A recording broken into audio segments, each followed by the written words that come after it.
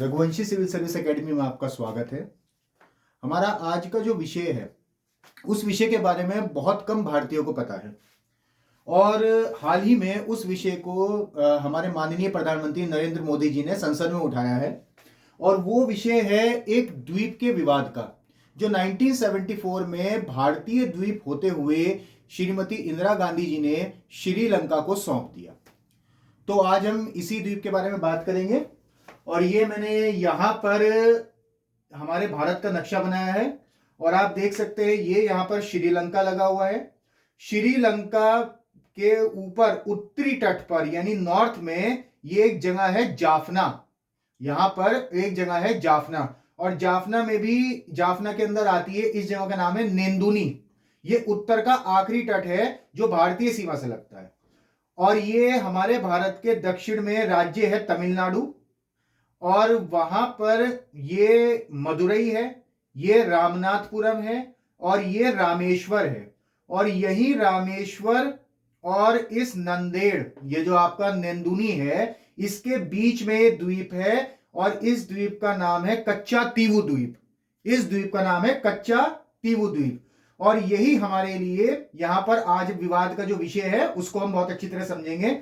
आप देख रहे हैं, सबसे पहले हम इस द्वीप को समझ लेते हैं। यह द्वीप भारत और श्रीलंका के ठीक बीच में है यहां पर और इस द्वीप का जो निर्माण हुआ था 14वीं शताब्दी में, यह एक ज्वालामुखी के विस्फोट से हुआ था। आपको पता है जब ज्वालामुखी विस्फोट होता है तो उसमें से जो लावा निकलता है, जब वो लगातार विस्फोट होता रहता है समय दर समय, तो एक द्वीप जो है वो पानी के बाहर आ जाता है और उसी प्रकार से इसका निर्माण हुआ है। 14वीं शताब्दी में ज्वालामुखी विस्फोट से इस द्वीप का निर्माण हुआ है और यह निर्जन द्वीप है, इस पर कोई भी व्यक्ति नहीं रहता।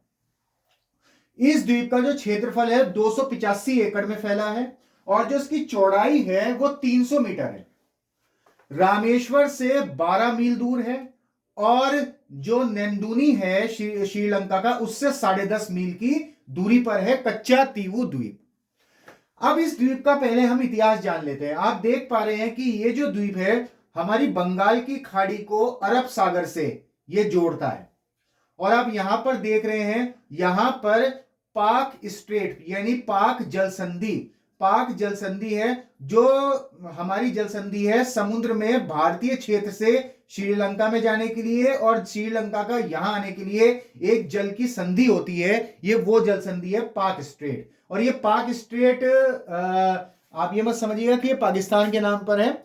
ये रॉबर्ट पाक 1755 से 63 तक मद्रास के गवर्नर रहे हैं। आपको पता है कि हम लोग अंग्रेजी शासन के अंतर्गत थे और श्रीलंका भी अंग्रेजी शासन के अंतर्गत था। तो उस समय यहां पर मद्रास के गवर्नर थे और मद्रास के गवर्नर जो रॉबर्ट पाक थे, उन्हीं के नाम पर इसका नाम पाक स्ट्रेट रखा गया है। खैर, अब हम इसके विवाद को समझ लेते हैं। पहले हम देखते हैं कि क्या ये द्वीप हमारे भारत का ही क्षेत्र था, तो पहले हम इसकी पुष्टि कर लेते हैं। हम देखते हैं 17वीं शताब्दी में ये तमिलनाडु में मदुरई है, यहां के एक राजा थे रामानंद और ये द्वीप रामानंद जो राजा थे उनके अंतर्गत आता था। ठीक है, तो इससे पता स्पष्ट है कि इस द्वीप पर 17वीं शताब्दी में हमारे देश का कब्जा था, हमारे अंतर्गत आता। फिर उसके बाद 1880 में यहां पर एक एग्रीमेंट मिलता है इस द्वीप का, कच्चा तीवु द्वीप का, अब्दुल कादिर और यहां के मुथुचामी पिल्लई और यहां के जो अंग्रेज डेप्यूटी कलेक्टर थे रामनाथपुरम के, मदुरई के यहां पर रामेश्वरम से पहले रामनाथपुरम है, तो वहां पर जो ये थे डिप्टी कलेक्टर, ये टर्नर, उन्होंने तीनों के बीच में एक एग्रीमेंट हुआ और इस एग्रीमेंट के तहत यहां पर 11 द्वीप और 70 गांव, 11 द्वीप और 70 गांवों को यहां पर किराए पर दे दिया गया और अंग्रेजों ने डाई बनाई। डाई बनाने के लिए जिस पौधे की जड़ चाहिए होती है वो यहां से एकत्रित करने के लिए इन्होंने एग्रीमेंट किया। तो इससे भी साफ है कि यह भारतीय क्षेत्राधिकार में था द्वीप, इस एग्रीमेंट से भी साफ है। इसके बाद हम बात करते हैं 1913 में जो रामनाथपुरम के राजा थे और जो भारत के सचिव थे, संभवतः वो अंग्रेजी थे, भारत सचिव उस समय जो होते थे वो इंग्लैंड से आते थे और अंग्रेज थे, उनके बीच में फिर से एक एग्रीमेंट हुआ जो राजा के साथ हुआ अंग्रेजी सरकार का, जिसके अंतर्गत वहां पर मछली पकड़ना कच्छातीवु द्वीप पर, और जो चराना, ठीक है, और तीसरी चीज अन्य उद्देश्य, कोई भी उद्देश्य जैसे जाल सुखाना, इस तरीके की चीजें, या वहां के पेड़ पौधों का पूरा दोहन करना, ये सारा उस एग्रीमेंट में राजा ने अधिकार दे दिया अंग्रेजों को। और माल गुजारी और किराया उन्हें मिल रहा था। तो किराया किसको मिलेगा? जो मालिक होगा।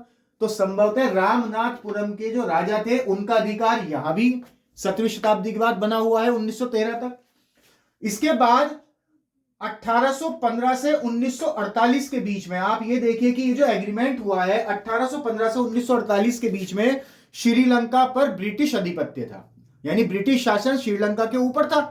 1815 से जो 1948 तक चला, और 1913 का एग्रीमेंट है। ऐसे बहुत एग्रीमेंट हुए अंग्रेजों के साथ। ये द्वीप भी इसमें शामिल था। 11 द्वीपों में कच्छातीवु द्वीप भी शामिल था। यहाँ पे तमिलनाडु के आसपास आपको पता है बहुत सारे द्वीप हैं, तो यहां ये भी शामिल था। और इन एग्रीमेंट से पता लगता है कि ब्रिटिश ने, क्योंकि श्रीलंका और भारत दोनों पर उनका आधिपत्य था, तो ब्रिटिश ने भारत कच्छातीवु द्वीप का जो एग्रीमेंट है वो भारत के साथ किया। तो और श्रीलंका का कब्जा उन्होंने नहीं माना, और ये माना कि ये द्वीप भारतीय क्षेत्र अधिकार में है। तो यहां पर ये भी चीज सिद्ध होती है। फिर 20वीं शताब्दी में यहीं पर एक सीनी कुप्पन थे, उन्होंने यहां पर इस कच्छातीवु द्वीप पर एक मंदिर बनवाया, और यहां पर जो थंगाली मठ था उसके एक पुजारी वहां पर रेगुलर पूजा करते थे। ठीक है। तो इसके बाद सेकेंड वर्ल्ड वॉर जब हुआ, आपको पता है सेकेंड वर्ल्ड वॉर 1939 से 1945 के बीच हुआ, तब अंग्रेजों ने इस पर कर लिया कब्जा, और यहां पर एक चर्च बना दिया, सेंट एंटनी चर्च। उसके बाद भारत और श्रीलंका, अब श्रीलंका लगातार इस पर दावा करता आया है। उसके बाद जब श्रीलंका आजाद हुआ तब से लगातार उसने इस पर दावा किया है कि कच्छातीवु द्वीप मेरे क्षेत्र अधिकार में है यहां पर, और भारत कहता आया है कि ये मेरे क्षेत्र अधिकार में है। भारत ये तथ्य भी देता आया है कि ये शुरू से हमारे उस पे है। और मजे की बात ये है कि श्रीलंका ने अपने नक्शे पर भी इसको नहीं दिखाया था, यानी श्रीलंका के नक्शे पर कच्छातीवु द्वीप था ही नहीं, तो ये हमारे नक्शे पर था कच्छातीवु द्वीप। खैर, जब हम आगे बढ़ते हैं ये मामला ऐसे ही चलता रहा। 1974 में जो हमारी तत्कालीन प्रधानमंत्री थी इंदिरा गांधी, उन्होंने श्रीलंका के प्रधानमंत्री भंडार नाइके से समझौता किया, और इस समझौते के तहत ये जो द्वीप है ये श्रीलंका को दे दिया। यानी ये मान लिया कि ये जो द्वीप है वो श्रीलंका का था एक समझौते के तहत। हालांकि समझौते को भी चैलेंज किया जाता रहा है, क्योंकि कोई भी समझौता संसद में या उस राज्य की जिस पर उसका मालिकाना हक है, उस राज्य की बिना किसी भी वाद विवाद के या बातचीत के या किसी भी चर्चा के उन्होंने वो द्वीप उसको एज अ गिफ्ट या समझौते के तौर पर दे दिया। अब ये कहां तक सही है इसको भी हम चर्चा करेंगे। लेकिन उस समय यहां पर सीएम करुणानिधि थे, तमिलनाडु के जो सीएम थे करुणानिधि थे, उन्होंने इसका पुरजोर विरोध किया। उन्होंने इसका बहुत विरोध किया, लेकिन विरोध का कोई लाभ नहीं हुआ। और एक समझौता जो हुआ, उस समझौते में हालांकि इंदिरा गांधी और श्रीलंका के जो पीएम थे उनके बीच में एक समझौता हुआ कि जो भारतीय हैं वो इस द्वीप पर मछली पकड़ेंगे, जाल सुखाएंगे, और जब वो तीर्थ यात्रा के लिए इस मंदिर या चर्च पर जाएंगे तो उसके लिए वीजा की आवश्यकता नहीं होगी। तो खैर, ये तीनों एग्रीमेंट के साथ 1974 में पीएम इंदिरा गांधी ने इस द्वीप को श्रीलंका को सौंप दिया। अब यहीं से एक बड़ा विवाद शुरू होता है। 1976 में 2 साल बाद समुद्री सीमा खींचने के लिए अब समुद्री सीमा का बंटवारा होने लगा। तो जब समुद्री सीमा खींची गई तो उसमें ये जो द्वीप था ये चला गया श्रीलंका के पाले में। अब जब श्रीलंका के पाले में चला गया तो वो 1974 में हुए जो 3 एग्रीमेंट थे, मछली पकड़ना, जाल सुखाना और तीर्थ यात्री पर वीजा ना लेना, तो ये क्यों मानेगा? तो उसने लगातार इसका भी खंडन करना शुरू कर दिया, और उसने ये कहा कि ये मेरी जमीन है और अब मैं इस पर कोई भी व्यक्ति अगर बाहरी इस पर प्रवेश करेगा तो मैं इसको घुसपैठ मानूंगा। खैर, 1991 में तमिलनाडु ने कच्छातीवु द्वीप को वापस लेने का एक प्रस्ताव पास किया 1991 में। खैर, उसके बाद यह मामला ठंडा रहा, ऐसे ही चलता रहा। 2008 में तमिलनाडु की सीएम बनती हैं जयललिता।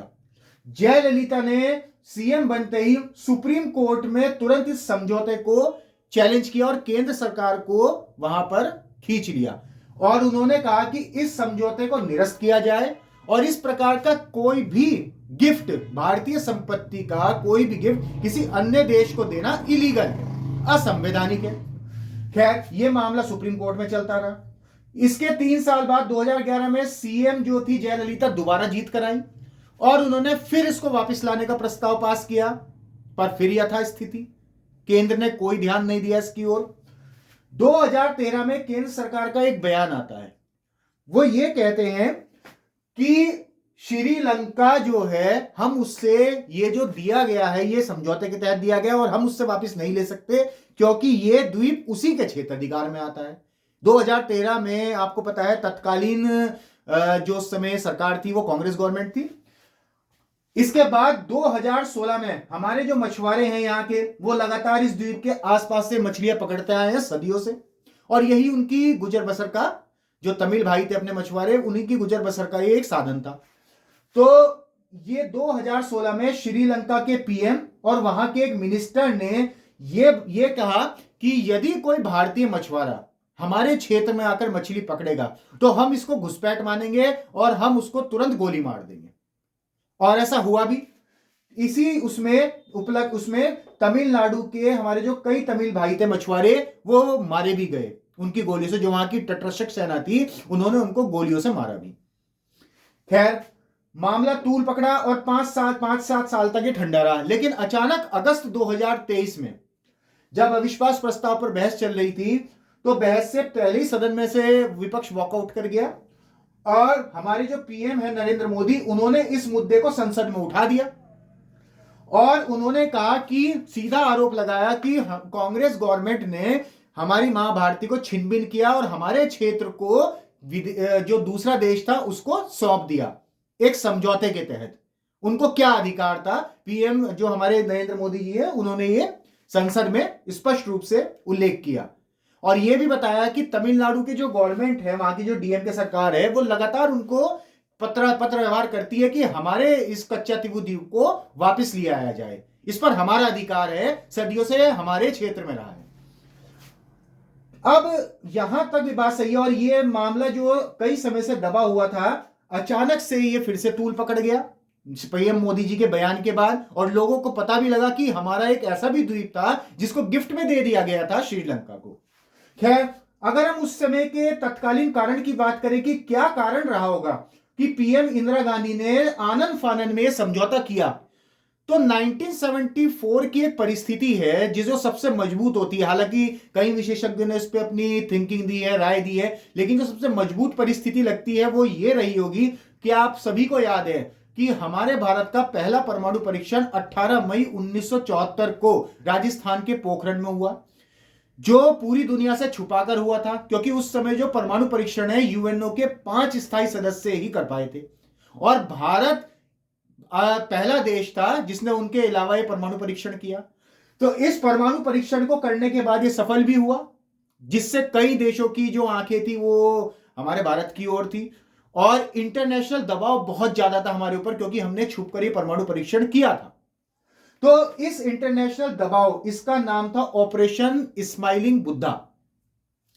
तो इस इंटरनेशनल दबाव संभवतः एक कारण हो सकता है, उसका भी एक कारण है क्यों ये दबाव कारण हो सकता है कि ये जो श्रीलंका था ये हमारा पड़ोसी देश है और संभवतः हम इसका साथ चाहते थे।